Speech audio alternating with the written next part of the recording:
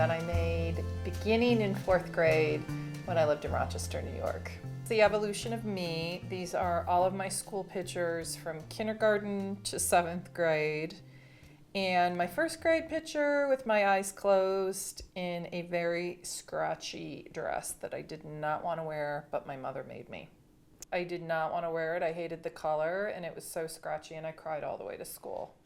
So this was in high school at Our Lady of Mercy, and they would come, the local paper would come and they would take a picture, and whoever face got circled won $5. So I won that time, so I kept that. That was a really big deal. For very fancy photos when we were growing up, our mom used to take us to Sears, and we would pose on this very scratchy bench and get our pictures taken, and these were 2 that I kept. And then this is a ribbon I won for science fair. I came in 2nd place in 1979. I was in 6th grade and I did Life Cycle of the Frogs. And this is the Science Center in Toronto, Ontario. We went there as a family and I just remember being I thought it was a very, very cool science center. So I kept the map from it. To me, when it comes to more personal materials, I think that I personally place a lot of value on I think it's very important to try and reflect the creator as much as possible. I think that sort of context is as important as many other aspects of it. And I sort of wonder where it's if people have collections and you don't do that sort of I don't think people are actually writing out. It's well, I put them in this order because I was trying to reflect this, That's the sort of thing where it's because people have their own relationship to it, that they're not articulating always I wish there was a way to have that sort of be more explicit, because I think it's fascinating how people there's that context. It's why they did the things they did is as important sometimes as the materials themselves. And I would just wonder how if that is also carrying over as people are moving things around and forced to deal with life's contingencies. Whereas here, at least it's a larger structure where it's not tied to one person. So my name is Brendan Enright. My position here is I'm the Virginia Thorin and Institute Archivist.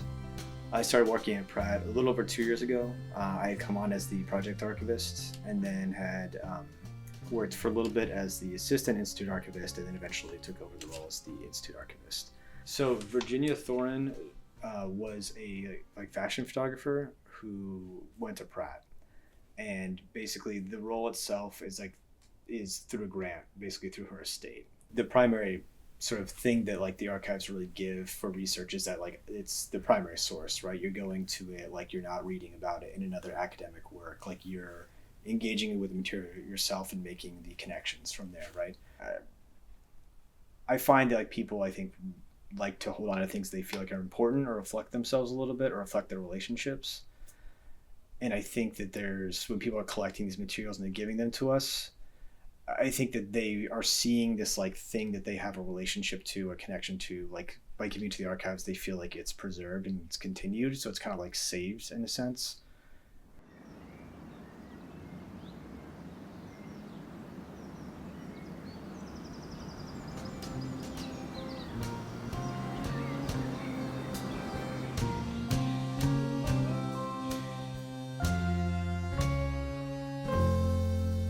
You can see a lot of different fragments of monuments behind me. This is a white marble vase that has broken off from its base, which is very common and happens over time.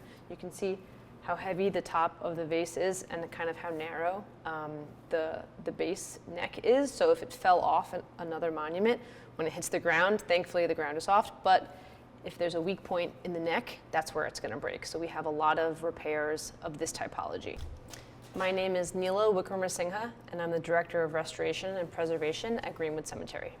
Greenwood Cemetery is older than Prospect Park, and I think also older than Central Park. So instead of thinking of Greenwood as an outdoor museum, kind of think about museums as an indoor cemetery. You could have a really big windy day where maybe we lose a tree branch, and that's what causes something to fall down and break, right? So if something is left alone out there, nothing will happen to it. But it's important that it's not just about the weather or stone degrading. It's always a combination of things. It usually is linked to a weather event. In the last couple of years, we had a lot more heavy rainstorms, even windstorms, and that causes a lot of issues with all different kinds of things. So if we do have a tree come down or lose a limb, it's going to hit something. So that's usually what makes it makes a monument in need of preservation or restoration. Usually I get the biggest reaction when we clean a lot of monuments in one area or reset in one area, which is kind of the easiest things we do. But for the most part, once I put this back up, no one will ever know, just because it's kind of like putting back like a needle in a haystack. If you do clean something and you've made the decision to clean it, it's really great when you can reveal something that has been kind of hidden over time.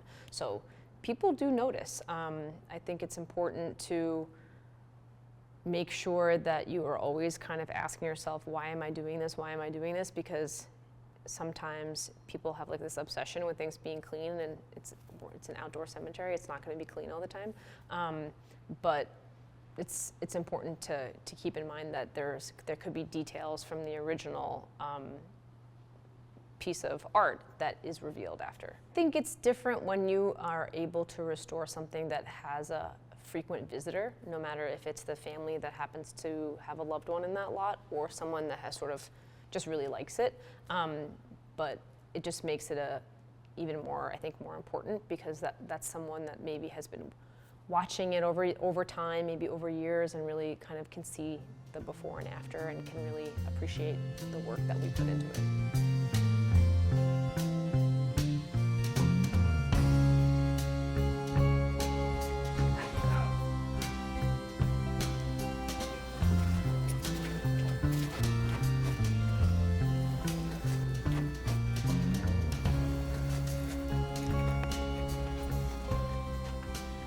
Jared Chapman. I'm the owner of Almost Live Taxidermy. You need our address? Sure. Yeah. Well, we'll just Denver, Okay. out north Denver is where we're located. And then how long have you been working in taxidermy? Professionally, almost 30 years.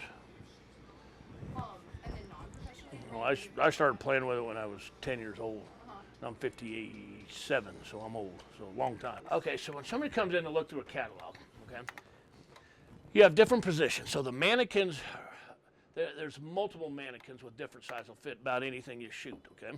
So when a customer comes in, you ask them what they want. We have pictures, things on the wall. You have like an upright where the head's up high, and alert, medium where they're kind of relaxing. You have a sneak through the woods, but there's a ton of different options. So you go through the client with that, see what they want, then we'll order whatever mannequin they want, and then we put it together. Now birds are a totally different deal. Birds I enjoy the birds more because it's more up to us. You just have a little styrofoam body and some wire. All the posturing, everything's up to me or whoever's doing it. That can get super creative. You can do all kinds of whatever. The biggest problem you have in bird tax, you've got to know anatomy well. Okay, to begin with, what we're doing here is we're skinning. An animal comes in, first thing we do, we number the antlers, everything for the paperwork. We got to take the skin off the bone, meat and everything. What's left is we got to flesh all the meat, salt it and dry it. Then we fold it up, ship it to a tannery. They treat it there, it's tanned there. Months later, they ship it all back to me tanned. Then once we get those back, the mannequins over there, we soak them, stretch them, put them on the mannequin, stitch them back, do all the sculpting, the eyes, nose, all that. Then you let it sit on the wall for about a week and it dries. And then he'll go back and finish them. You airbrush the nose, the eyes, all the color changes. That's a deer cape. So this is the beginning step. That's what we get back from the tannery. Nice leather. But we've done animals from all over the country, all over the world. Yeah. So it's hard to explain them the oddest, but to me the pets were always the weirdest. You know, we've had people, they're the weirdest. The cats are the weirdest. We had a lady come in, she skinned her own cat. Oh my God. Her pet cat, and brought the skin to us to get tanned. That's odd and weird for me. I mean, maybe not film what I just said, but that was bizarre. The problem with anything with pets, you're attached to it emotionally, right? Mm-hmm. So even with the freeze dry place, we would send it off and come back. We didn't really do anything. The people you're not going to bring that dog back to life or that cat. So people get a little weird, like that doesn't really look like Fluffy, and the eyes are a little weird. It was that's why we quit messing with it, because we don't have anything to do with that end of it. You know, but guess who gets in trouble for it? Me. So we don't really mess with the pet thing. Do you work with a lot of full body displays or kind of like mounting? More and more all the time. Yeah, last year we did a 10-foot grizzly fighting an 8-foot grizzly, and we had to alter it. So what happens when you buy a mannequin like that? all right, it's preset, right, left, or whatever. When you do a life-size animal, there's a lot more customization you have to do. Just like humans, they're short and fat, tall and skinny. So when you order a bear form or whatever, you generally have to alter, you have to change it. So say this bear form comes in and he's got 4 legs down and the client wants 1 leg up.